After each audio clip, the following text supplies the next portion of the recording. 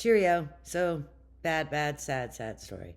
So, Bart, he is my youngest cat, about 8 years old. He was also my smallest.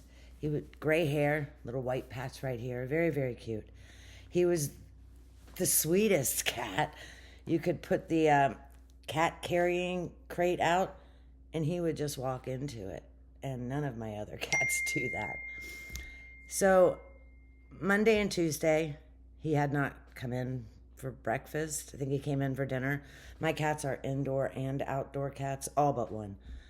And so I mentioned to the family, I'm like, I haven't seen Bart. Wednesday, he didn't come in for breakfast or dinner. Then Wednesday night, Sel saw him sitting on the fence. You know, our fence has a flat top to it. And so I went to try to grab him, and he had his, fingers just locked in. I didn't see him at all Thursday. And then Friday morning, I went out on the back porch, and he was lying next to my bench where I sit. And I knew it. And as I'm running to him, it's 15 feet away. And Bart, I knew it though. Of course, I touched him and his whole body, rigor mortis, his whole body moved. It's early in the morning. It's about 7:30. And thank goodness the boy wasn't here. There was no school on Friday. So he had a sleepover with the football team Thursday night. Because if he had been here, the boys would have found him as they left. Sel has to drive him to school every morning. But I ran into the house screaming, Selden! And of course, he had gone back to, he was still asleep. And he's like, yes! And Bart's dead. And he's like, okay, I'll be right there. And put some pants on and came down. I was in the living room or the family room at this point. And he's like, well, and I was like, he's out there. And, I can't do anything with him. So he comes back, give me a bag. The first bag I gave him wasn't large enough. So I gave him a second bag, and that wasn't large enough. So we had to end up putting him in just a regular trash bag. And we took him to the vet to be cremated. But it was awful. Well, I'm sorry. I knew something was wrong. I knew it. I told you he was acting weird Monday and Tuesday.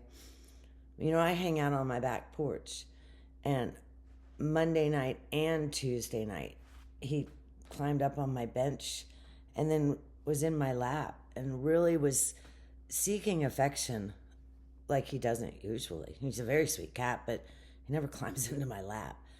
So I almost just think that he knew he was going.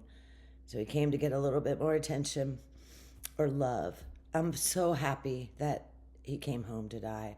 Happy's not the word. I'm grateful he came home to die, because I would have been, sitting here wondering, where's Bart? Did a bird pick him up? Was he hit by a car? So I'm grateful he came home. I have posted. I did go get another cat the next day, Saturday. My boy had a football game. We went and watched the football game. It was it was painful. The other team won by 3 or 4 scores. I did run the concession stand, so I was a good volunteer mommy that day. But after the football game, I went directly to the shelter, and I got my new cat. I think when I posted a picture, I gave her a name, but I've changed her name. Her name now is Betty, and I'll post a picture of her. She's a tortie cat, so she's all different colors of browns and beiges and a little bit of black. If you watch Mark Dolan, he always will tell his story and then sing.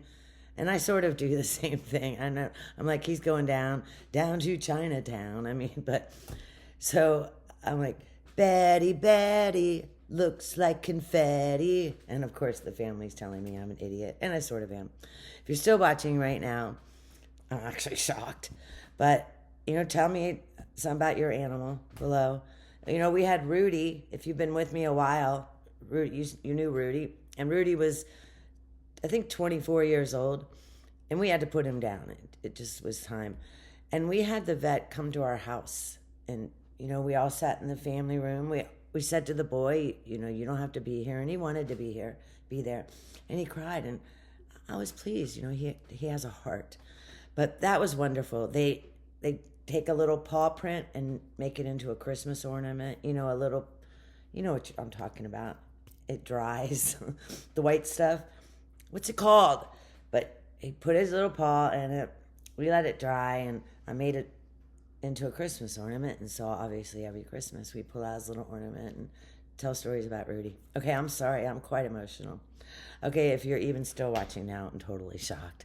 Hook me up, hit like. Maybe some of the animal people will hear about that. If you're not subscribed and you choose to, hit that little button as well. God bless you. God bless America. Toodaloo.